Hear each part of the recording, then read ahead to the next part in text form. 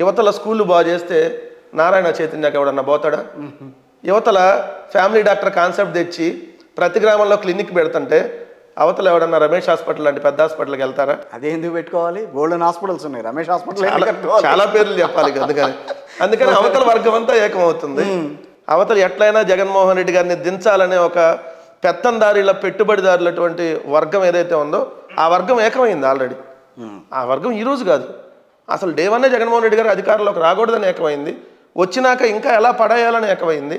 Okay, but Jaganmohan Reddy గారు మాత్రం చెప్పాను కదా ఒక్కడే అని, బట్ ఒంటరి మాత్రం కాదని ఎట్లా చెప్పారో అలానే నా వెనకాల ఈ ప్రజలు ఉన్నారు. ఇంతమందికి నేను మంచి చేశా. రాజశేఖర రెడ్డి గారు 2 అడుగులు వేస్తే నేను 10 అడుగులు వాళ్ళ కోసం వేసా. ఆ పేదవాడు బాగుండాలి. వాళ్ళ ముఖంలో చిరునవ్వు చూడటం కంటే అభివృద్ధి ఏంటన్నా? అసలు అభివృద్ధి అంటే ఏంది? ఒక పేదవాడి ముఖంలో చిరునవ్వు చూడటమే కదా అభివృద్ధి. మానవ అభివృద్ధి నిజమైన అభివృద్ధి. ఆ పేదవాళ్ళంతా ఈరోజు మీ వెనకాల ఉంటారా?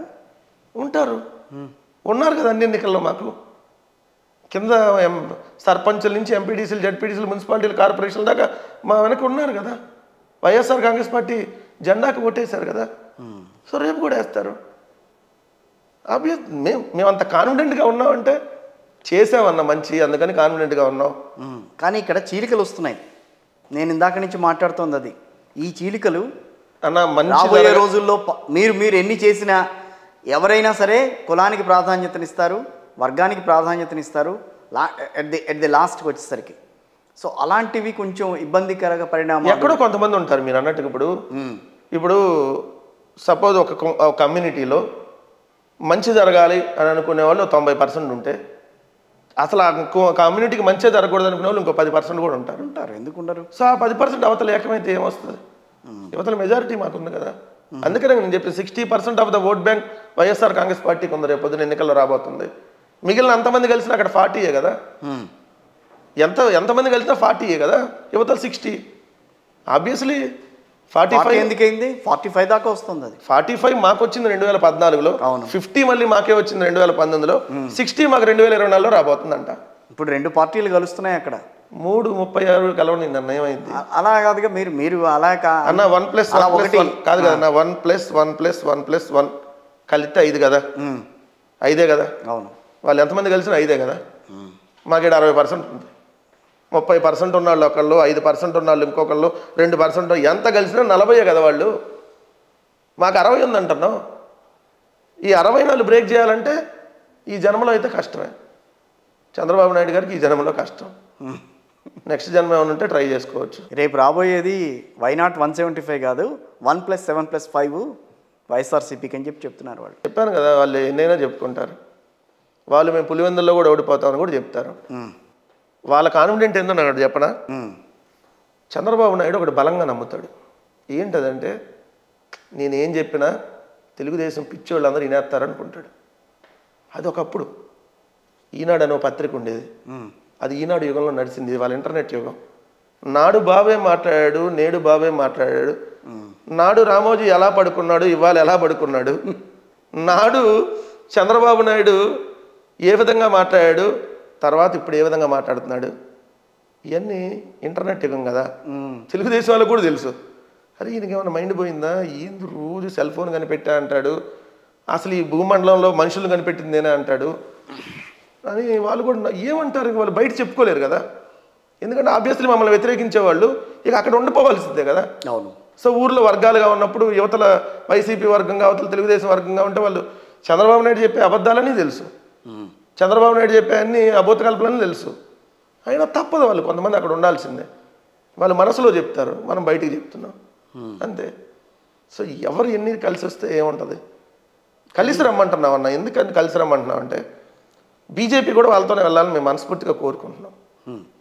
లేకపోతే ఏమంటారంటే రేపు పొద్దున ఓడిపోయినాక తెలుగుదేశం జనసేనతో కూడా బీజేపీ కూడా వచ్చి ఉంటే చూపించే వాళ్ళమేమో అనేవాళ్ళు అంటారు. అవకాశం ఎందుకు ఇవ్వాలి? అందరు కలిసి వచ్చేస్తే 2014 రిపీట్ అయిద్దని వాళ్ళు అంటున్నారు కదా. 2019కి మించిన తీర్పు రిపీట్ అయిద్దని మేము అంటున్నాం. 2019కి మించిన తీర్పు రిపీట్ అవ్వబోతుంది అంటున్నాం. కాపు సామాజిక వర్గంలో ఏకీకరణ వచ్చింది, కమ్మ సామాజిక వర్గంలో ఏకీకరణ వచ్చింది. సో వాళ్ళు మేజర్ ఓట్ బ్యాంకు అటు టీడీపీకి కానీ ఇటు జనసేనకు కానీ వాళ్ళని కాదని రేపు వైఎస్ఆర్ కాంగ్రెస్ పార్టీ రావాలంటే ఎవరిలో ఏకీకరణ తీసుకురావాలి? ఎవరు చెప్పారు వాళ్ళలో ఏకీకరణ వచ్చింది అని? మా దగ్గర ఉన్న పేరు నాని కాపు సామాజిక వర్గం కాదా? ఉండొచ్చు. అంబటి రాంబాబు గారు కాపు సామాజిక వర్గం కాదా? లేదు సార్, మా దగ్గర దాదాపుగా 25 మంది కాపు సామాజిక వర్గానికి సంబంధించినటువంటి ఎమ్మెల్యేలు ఎమ్మెల్సీలు ఉన్నారు. కమ్మ సామాజిక వర్గానికి సంబంధించిన ఎమ్మెల్యేలు పోటీ చేయట్లా, వాళ్ళ అబ్బాయి చేస్తున్నారు. అంబటి రాంబాబు గారు పోటీ చేస్తున్నారు లేదా? ఇంకా రాంబాబు గారు చేస్తున్నారు, నాని గారు పేరు నాని గారు వాళ్ళ అబ్బాయి చేస్తున్నాడు. సో మా దగ్గర ఉన్న ఎమ్మెల్యేలు వాళ్ళందరూ ఆ సామాజిక వర్గం కదా. మరి ఏకీకరణ అయితే ఒక్కళ్ళు కూడా మా పార్టీలో లేనట్టు అర్థం కదా. అప్పుడు నేను లేదన్నట్లా నేను, కానీ వాళ్ళు చాలా మొండిగా ఉన్నారు ఆ విషయంలో. సార్ కొంతమంది ఉంటారు, ఎవరు సినిమాలను అభిమానించే హీరోలను అభిమానించే వాళ్ళు కొంతమంది ఉంటే అదంతా ఏకమైపోయిందంటే అట్లా. అదే ఏకమైతే ఈస్ట్ వెస్ట్ గోదావరిలో మరి మేమన్నీ మున్సిపాలిటీలు ఎలా గెలవగలిగాం, అదే మీరు అన్నట్టుగా మీ అందులో జడ్పీటీసీలు ఎంపీటీసీలు అన్నీ ఎలా గెలవగలిగాం. సో ఎప్పుడూ కూడా మీరు అన్నట్టు కాపు కమ్యూనిటీ ఏ రోజు కూడా ఒక వైపు వన్ సైడ్గా ఎప్పుడూ లేదు, ఉండదు కూడా.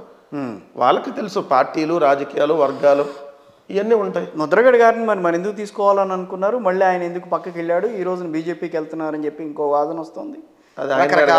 రకరకాలుగా మీ నుంచి అయిపోయింది, మీరు ఎందుకో కాదనుకున్నారో, లేకపోతే ఆయన మిమ్మల్ని కాదనుకున్నారు.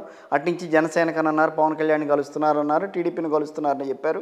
ఇవాళ లేటెస్ట్ ఏంటంటే ఆయన బీజేపీలోకి వెళ్తారు అని చెప్పి మళ్ళీ వాదన. కాదు కిషోర్ గారు, ముద్రగడ పద్మనాభం గారిని మేము ఇన్వైట్ చేసాము జాయిన్ అవ్వటానికి, లేదంటే మా పార్టీలోకి వస్తున్నాడని, కానీ మేము ఎక్కడా చెప్పలేదు కదా. మేము ఎక్కడైనా ప్రకటించామా?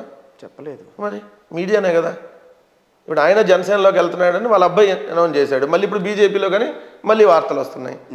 సో అది ఆయన చెప్పాలి, ఆయన చెప్పాలి తప్ప మేమైతే నిజంగా ఏమైనా ఇన్వైట్ చేస్తుంటే మా వాళ్ళు చెప్తారు కదా. అంటే అక్కడ ఆలోచించేది ఏంటంటే, ఎవరైనా కాపులు ఆలోచించేది ఏంటంటే, మాకు నేతృత్వం వహించిన ముద్రగడ గారు ఎటుంటే మేము అటు ఉంటాం అని అనుకుంటారు. వాళ్ళు అనుకుంటారా, అనుకోరా? సార్ ఒక్క మాట నేను దానికి చెప్తా. ఎన్ని సంఘాలు ఉన్నాయి కాపు సంఘాలు ఈ రాష్ట్రంలో? ఎన్ని కమ్మ సంఘాలు ఉన్నాయి? ఎన్ని రెడ్డి సంఘాలు ఉన్నాయి? ఎన్ని బీసీ సంఘాలు ఉన్నాయి? చెప్పండి. అందరూ ఆ సంఘాలకి ఇప్పుడు బీసీ సంఘం మొత్తం వన్ వైపు అని చెప్పేస్తే అందరు బీసీలు అందరూ వన్ వైపు ఉన్నట్టేనా? ఒక కాపు సంఘం అంతా మేము ఇదిగో పవన్ కళ్యాణ్కి మర్తిస్తున్నామంటే కాపులందరూ పవన్ కళ్యాణ్కి మర్తిచ్చినట్ట? మీరు ఇన్ని 100 సంఘాలు ఉన్నాయి, దాంట్లో ఓ సంఘం 2 సంఘం పవన్ కళ్యాణ్కి మద్దతు ఇచ్చామంటే వాళ్ళంతా ప్రధానంగా కొంచెం కాపు సంఘాలంతా కూడా వాళ్ళకి వ్యతిరేకత ఎక్కడ ఏర్పడింది వైఎస్ఆర్ కాంగ్రెస్ పార్టీ కంటే, అంబేద్కర్ పేరు తీసుకొచ్చి మీరు జిల్లాకి అమలాపురం దాన్ని తీసుకొచ్చి ఆ పేరు పెట్టారు. సో అక్కడ వాళ్ళకి కొంచెం ఇబ్బంది కలిగింది. లేదు సార్, కాపు సంఘాలు కాదు అభ్యంతరం చేసింది, జనసేన పార్టీ. చాలా తేడా ఉంది దాంట్లో. అవునా? జనసేన పార్టీలో ఉన్న కొంతమంది అమలాపురంలో జరిగిన విధ్వంసం అమలాపురంలో జరిగినటువంటి ఆ విధ్వంసకాండ ఏదైతే ఉందో, మంత్రుల ఇళ్ల మీదకి వెళ్ళి అంబేద్కర్ గారి పేరు పెట్టడానికి వీల్లేదని చెప్పి దాడులకు ఎవరైతే ఉసిగొలిపారో అది ఒక కమ్యూనిటీ కాదు.